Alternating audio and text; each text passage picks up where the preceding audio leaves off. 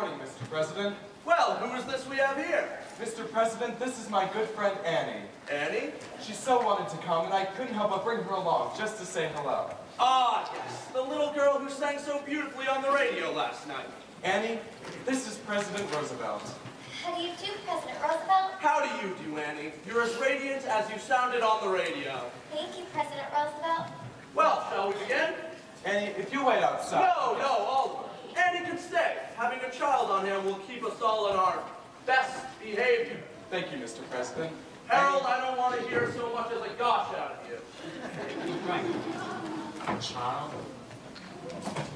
Well, Oliver, since you speak for those happy few Americans who have any money left, I'd like to start with your views on the matter. Mr. President, in the words of Calvin Coolidge, the business of this country is business. Yes, and for the good of all of you, the country, Wall Street, and me, we need to get my factories back open and the workers back to work. Well, according to my latest figures, there are now 15 million Americans out of work and nearly 50 million with no visible means of support. Mr. President, if I may say so, unemployment may not be our worst problem. The dispatches from Germany are getting more and more disturbing each day. There could be war. Germany, hell, people are starving in this country. Harold, I know that, but in the long run... Cordell, for people who are starving, there is no long run.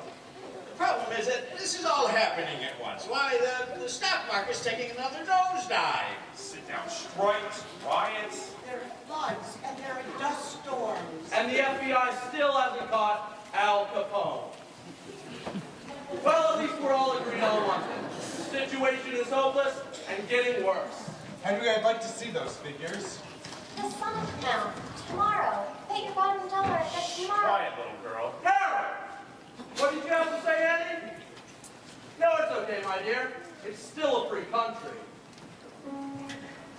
Just thinking about tomorrow clears away the cobwebs and the sorrow till there's none. When I'm stuck with a day that's gray and lonely, I just stick up my chin and grin and say, oh, the sun will come out tomorrow, so you gotta hang on till tomorrow. Come what may, tomorrow, tomorrow, I love you tomorrow, you're only a day away. Harold and Keith, stand up. What? You heard me. Stand up. Up, up, up. Now, Harold, sing. Sing. Yes, sing. Like that. I've just decided if my administration's going to be anything, it's going to be optimistic about the future of this country. Now, sing. That's great, but you know that I Sing. The sun will come out tomorrow. Louder, Harold. It's gonna know that tomorrow will be sun. Okay.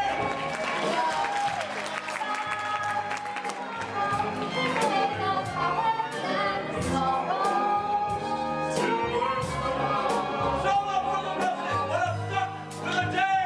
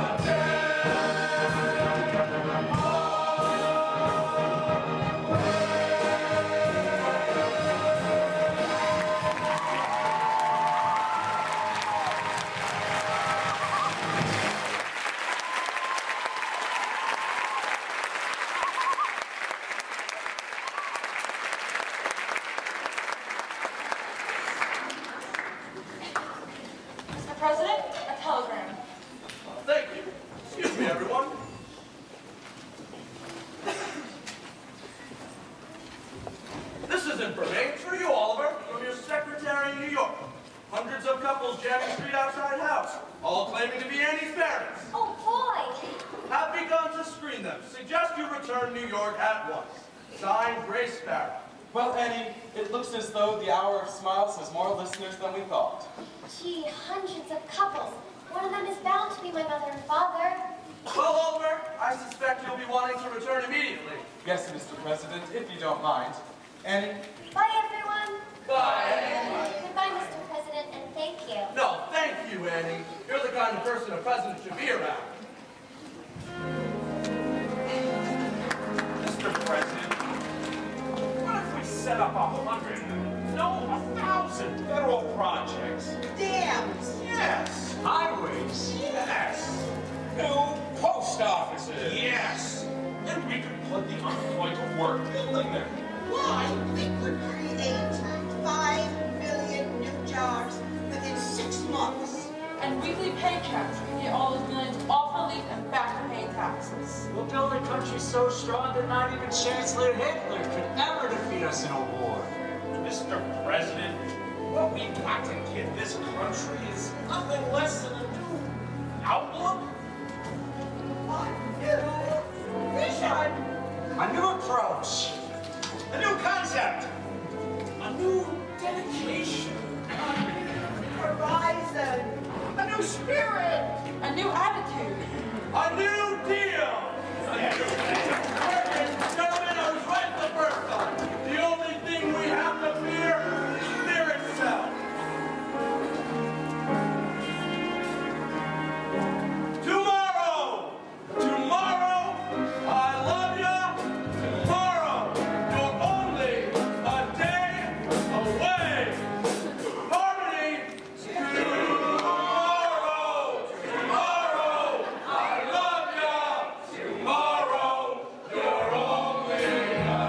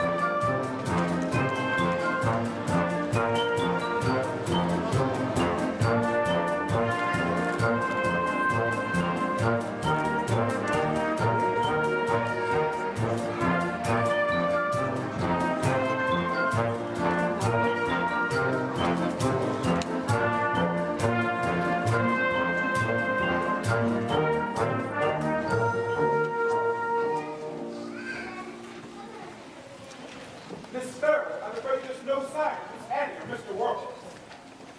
Frank, look at these questionnaires. Do you realize that I've talked to 617 women who've claimed to be Annie's mother, and 619 men who've said that they were her father? Let's see. That makes 1,236. all liars. Frank, I never realized how many dishonest people there were on the island of Manhattan. Some of them dropped Miss. Grace, we're back. Where are they, Miss Farrell? Where are all the people? They're gone, dear. Come and gone. I'm sorry, Annie, but they were all liars and fakes. After nothing but $50,000. Are you certain? Yes, sir. None of them knew about the locket. I'm so sorry. Gee, I thought for sure somebody was going to be my mother and father. Sir, this just came from the FBI. Ah, finally.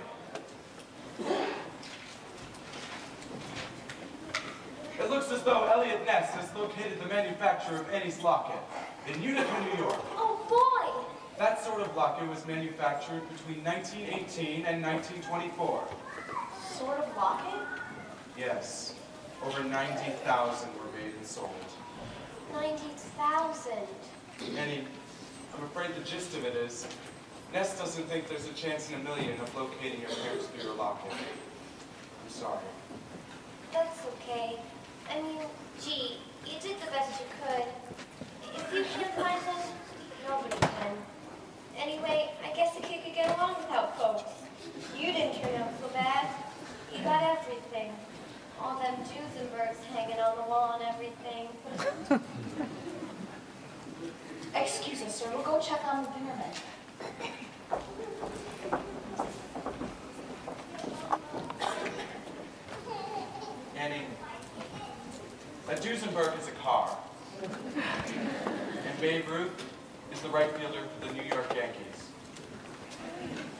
there's something else you should know.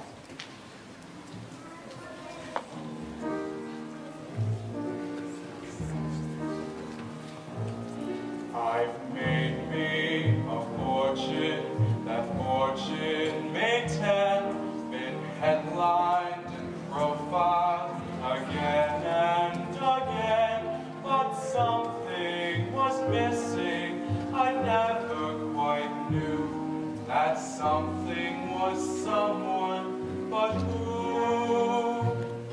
My speeches were greeted with thunderous acclaim at 2 universities bearing my name. Yes, something was missing each time I got through. That something was someone, but who?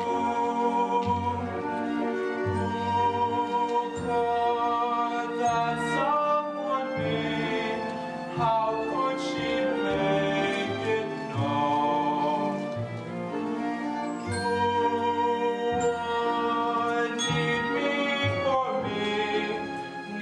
me for me alone?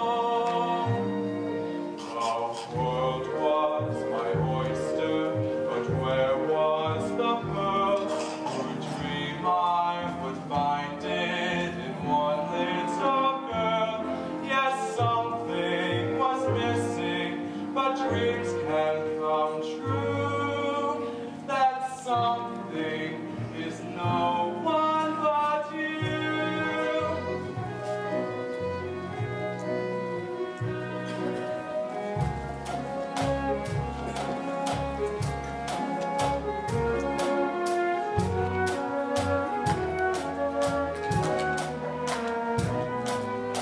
Not bad for an old man, huh?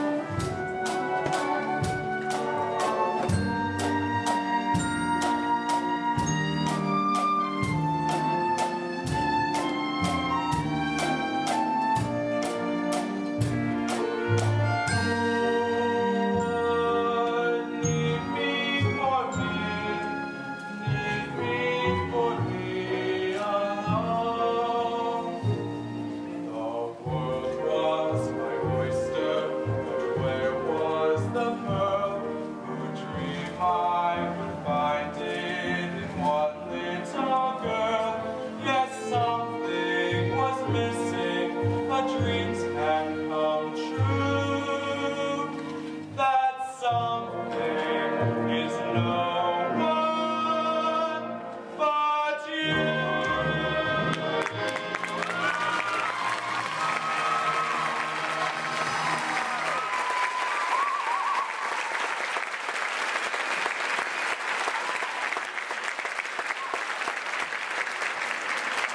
Grace, Yes, sir?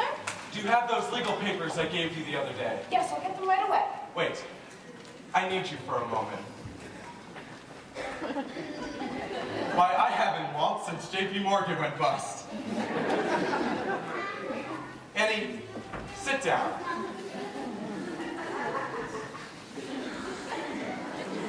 Annie, I want to adopt you. Adopt me? Yes or no? If I can't have my real mother and father, there's no one in the world I'd rather have for a father than you, Mr. Warbucks. Drake, Yes, sir.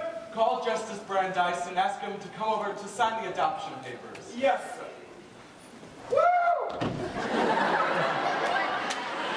Grace, tell Mrs. Pugh that we're going to have a house full of guests.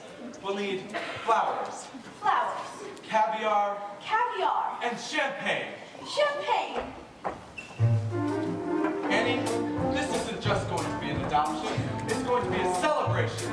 And you can have anyone in the world you'd like to come to it. Who would you like? Babe Ruth, Johnny Rockefeller, Madam Shanghai Shek? She's a lot of fun. Well, I guess I'd like Miss Farrell here, and Mr. Drake, and Mrs. Pugh, Annette, Cecile, Mrs. Greer. I guess I'd like everybody here. Yes, that's who I'd like too. Drake, Yes, sir.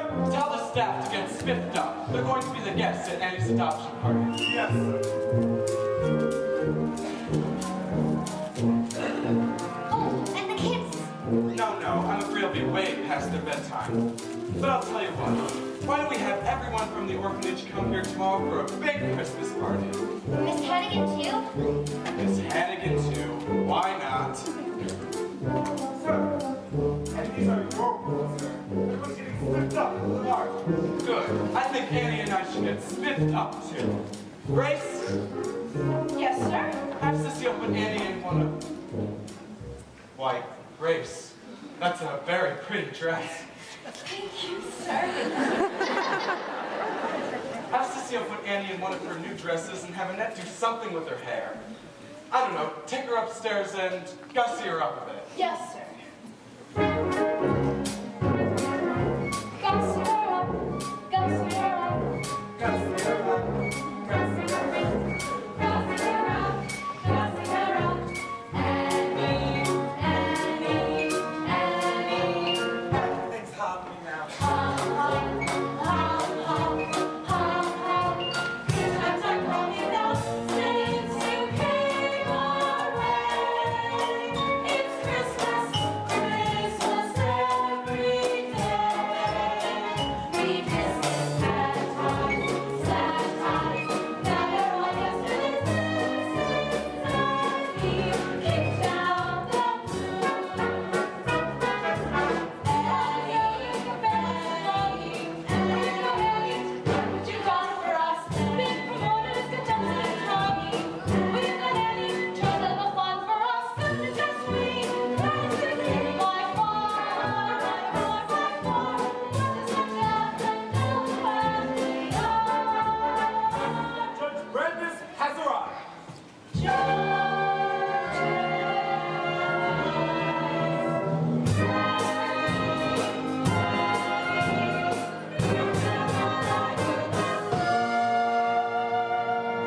Staff, my friends, welcome to the happiest night of my life.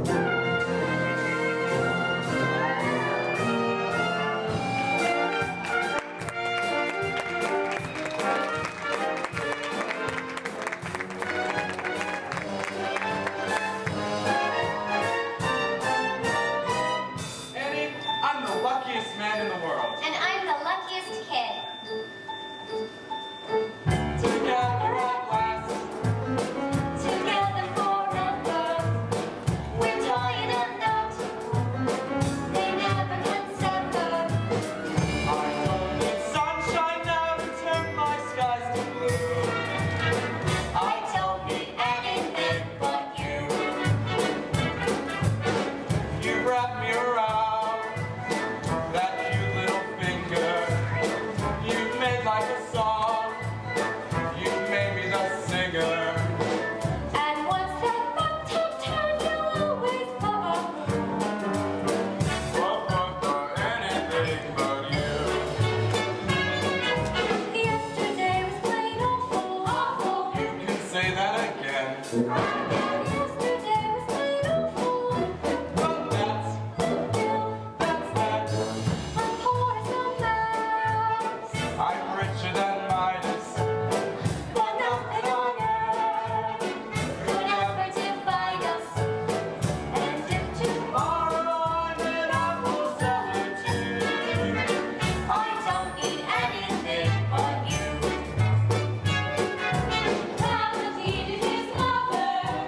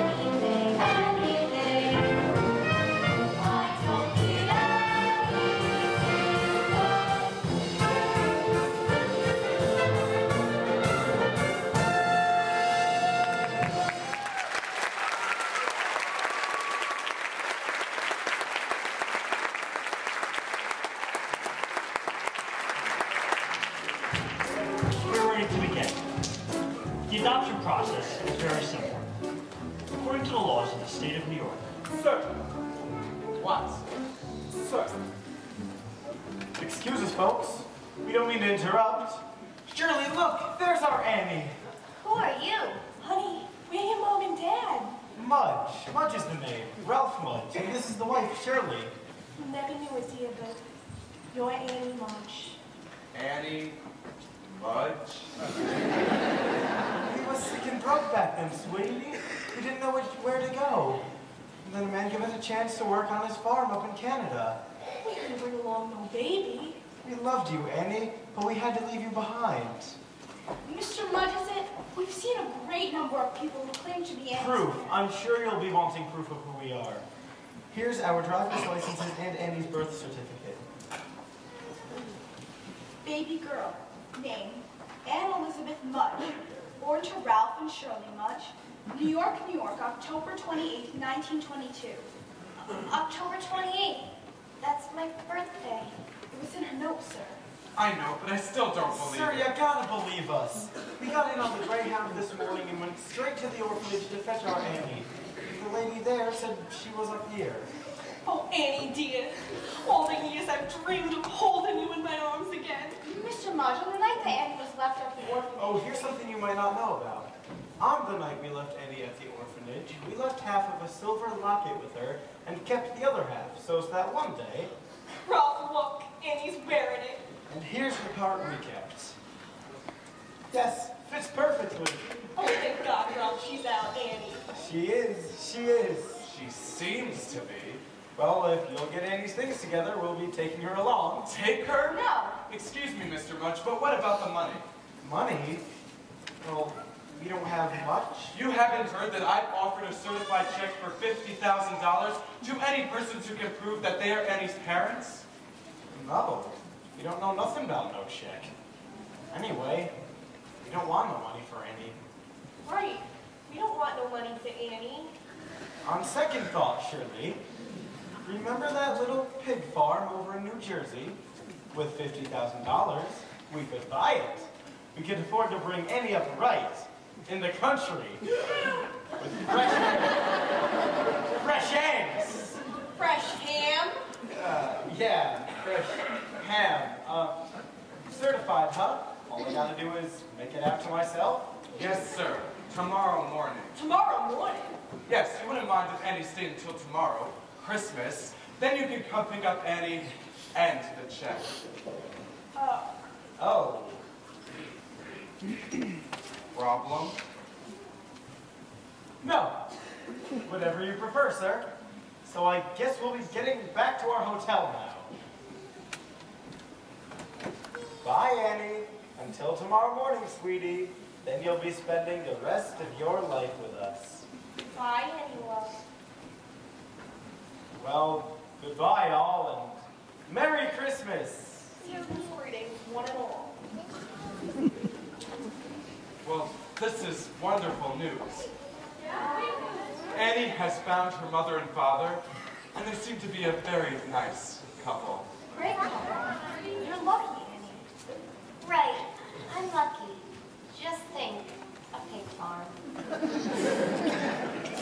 Miss Square, Yes, sir? champagne. We must celebrate, because it's Christmas Eve, and we just received the most wonderful news in the world. Annie has found her mother and father. I propose a toast. To Annie Mudge. To Annie Mudge. Annie! Annie! Merry Christmas! I seem to have the same effect on everyone. I've lost her. I've lost Annie. Sir, that Mr. Mudge. I think I've seen him someplace before. I just can't remember where or when. But I have the strangest feeling that he's not who he says he is. Mr. President, Franklin. Franklin, I need your help. Of course, Oliver. Whatever I can do for you.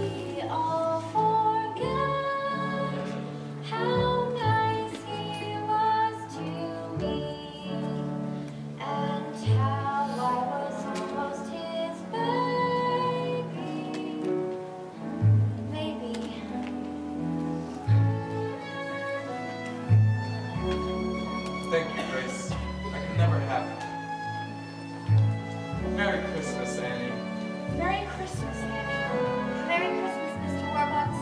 Miss Farrell. You're up early. Yes, well, my folks are coming for me, of course, so I thought I'd just wait from here. I guess they'll be taking me out to the country. Will you come and see me sometimes? Yes, Annie. I'll see you. You're up early, too. We've been up all night, dear, and we've had quite a time of it. FBI men coming and going. Annie, did you know that President Roosevelt is here? I have some very difficult news to tell you, and the President is going to help me tell it to you. Merry Christmas, President Roosevelt. Merry Christmas, Annie. It's good to see you again. Good to see you, too, sir. Franklin. Annie, FBI Director Hoover telephoned me this morning with some sad news. Through the paper and handwriting on your note, he successfully traced the identity of your parents. Yes, we already know that. Mr. and Mrs. Lunch. They aren't your parents, dear. Your parents were David and Margaret Bennett. David and Margaret Bennett? Where are they? Annie. Annie, your parents passed away a long time ago. You mean they're dead? Yes, dear. So I'm an orphan after all, like all the other kids. Are you okay, Annie? Yes, because I guess I always knew they were dead, because I knew they loved me, and so they would have come for me if they weren't. I love you, Annie Bennett. And I love you too, Mr. Warbucks. Now who the heck are Ralph and Shirley Munch? That girl. Who the heck are Ralph and Shirley Munch? The birth certificate could have easily been forged. But the thing is, they knew about the locket. The locket, that's your key. But nobody knew about the locket except for us. And the FBI, of course. And Miss Hannigan. And Miss Hannigan. And Miss Hannigan. Miss Hannigan, sir, and the children from the orphanage. Miss Hannigan, I am delighted to meet you. Yeah, me too. And I'd know you anywhere. You're the Oliver Warbucks, right? Yes, Miss Hannigan. Let me introduce you to everyone. You know my secretary, Miss Farrell, of course. Yeah, And this is the President of the United States. sure. And this is my butler, Drake.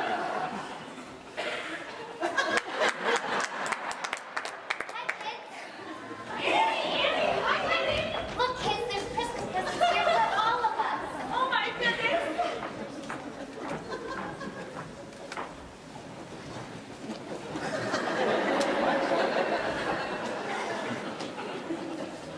Sir, this is the bride. I sent a message from the FBI. Oh, good.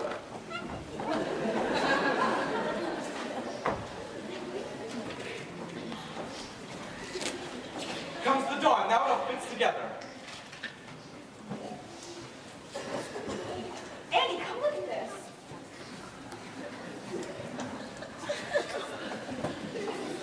Leaping lizards, who would have guessed? Show it to the President. Sir, Mr. and Mrs. Munch. Show them in, Drake. With pleasure. Drake. Franklin, shall I have them call for your car? No, Eleanor can wait. Sir, Mr. and Mrs. Munch. Good morning. Good morning. And Merry Christmas. Merry Christmas. Merry, Merry, Merry, Merry, Merry, Merry, Merry. Thank you, Drake. There she is, Cheryl, our little girl. Your little girl. Hi, Mom. Hi, Dad. Hello, dear. Well, we don't want to bother you on Christmas and all. Just come to pick up Annie. Her suitcase. Allow me. Oh, and the check. Oh, the check. I'd almost forgotten. Here it it is, Mr. Mudge. $50,000 certified. Certified. Certified. Paid to the order of Ralph Mudge. Read it again. Paid to the order of the jig is up. That's right, the jig is up. Hannigan, also known as Brewster Hannigan, also known as Ralph Mudge, also known as Danny the Dip. Bye, Mom. Bye, Dad. Franklin. I believe that fraud is a federal offense and that your Secret Service men have the power to arrest. Why, Oliver, they certainly do. Drake, would you turn them over? Yes, sir. Deck balls without a holly, la la la la la la. 'Tis the season to be jolly, la la la. Solo for Warbucks. And this woman's their accomplice. La la la la la la la. Me? I ain't never seen these people till yesterday. Come on, Maggie. Yeah, me and Lily's taking a fall, so are you. Mr. Warbucks, Oliver, I ain't never done The nothing. jig is up. Annie! Annie! Tell him how good and nice I always was to you. Gee, I'm sorry, Miss Hannigan, but remember, the one thing you always taught me, never tell a lie. I'll let you in on a little secret. I never liked you, you little gold digger. And I never liked any of you either. Your days are numbered. Let me out! Let me out! Bye, Miss Hannigan. Annie, we'd love to meet your friends. Okay. Kids, I'd like you to meet Miss Grace Farrell. Hi, kids. And this is Mr. Daddy Warbucks. Hi, kids. Oh, and this is the President of the United States. Hi, kids. Children, Miss Hannigan is gone for good. You won't have to work anymore. And you'll have classrooms and teachers. Listen, kids, no more mush. No more mush. No more mush. No more mush. Yes, kids, for you and perhaps for all of us. This Christmas is going to be the beginning of a wonderful new life. I know the depression's depressing, and windows are mindlessly dressing. But I've heard a terrible rumor, no goodwill, no cheer, but we'll get a new deal for Christmas this year. The snowflakes are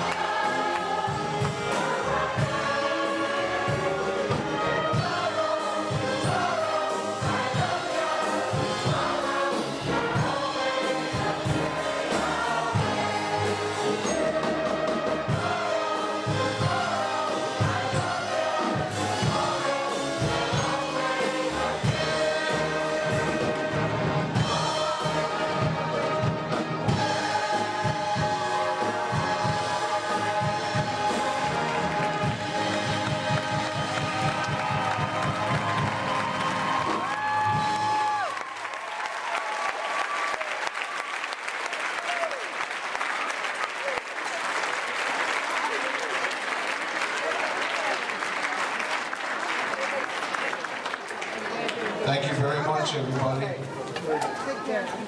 I'd like to start by introducing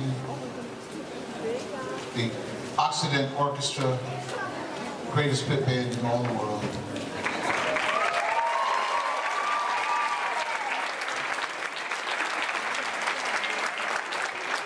On reeds, Stephen Sanborn, Michelle Storrs, Anthony Vessio, and Marianne Zick. On trumpets, Myra Latomsky and Jim Paradise. On trombones, David Tuttle and Michael Tuttle.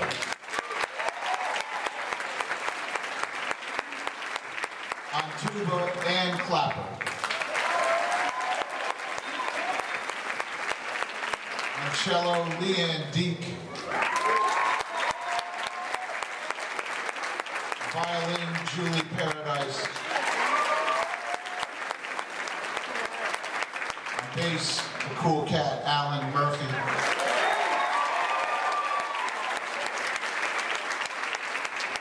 On drums, Mr. P. Sanson.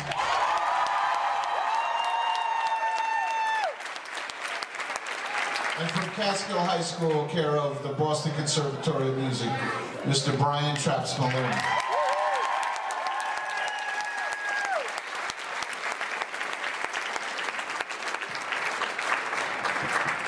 Now, I would like to introduce my grandson, George Fingers Cagle.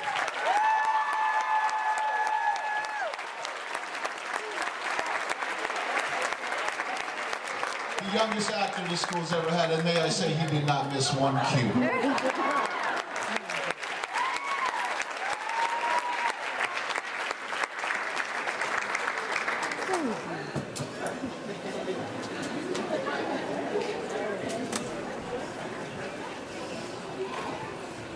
Boy's got something going for him. He's got his grandfather here. The first person I'd like to introduce, the P of P&G, the greatest stage director in all the world. I can't say enough about her. Cindy Patorti.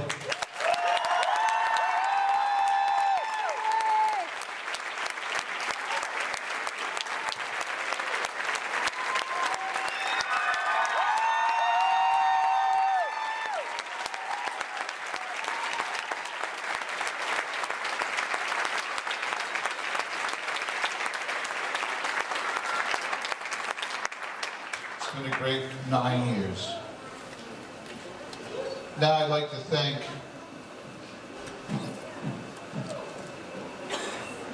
put those cameras on pause. I'd like to thank the faculty that helped so much in this production. We asked for them to be in the cabinet and so forth, and so my first thanks is to Ennis Edgman, Mir.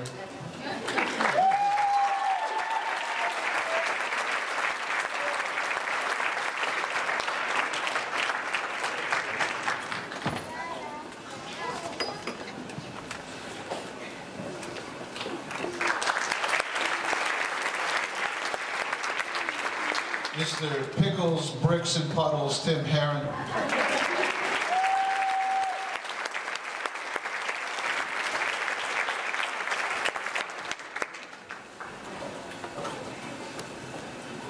Mr. Doug Sanders.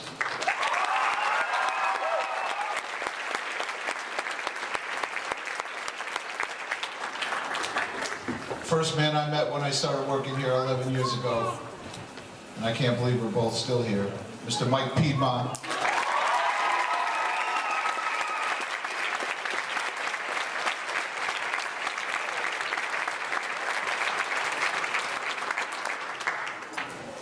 And the first day I met this woman, I made coffee come out of her nose. And she's loved me ever since. The one and only Lorraine Ferrara.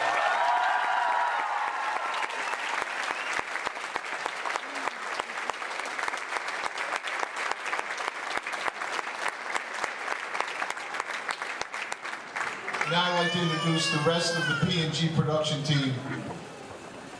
if you just put it on tape, it's the same thing every year. These are the greatest people to work with in the world, and I'm certainly going to miss them all very much. The choreographer is Erica Albert.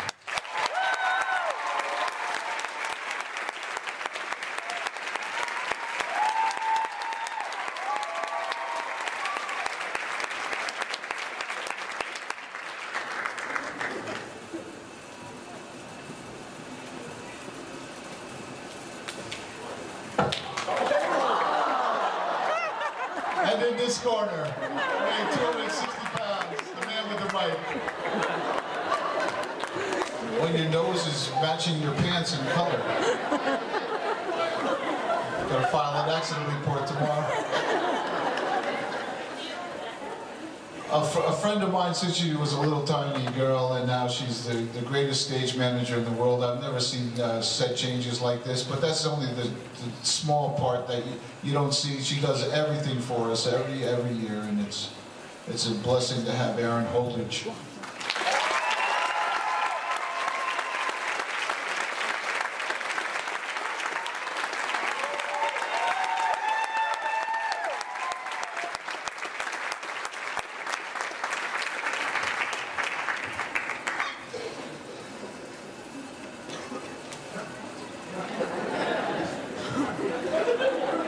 Take out the whole cast.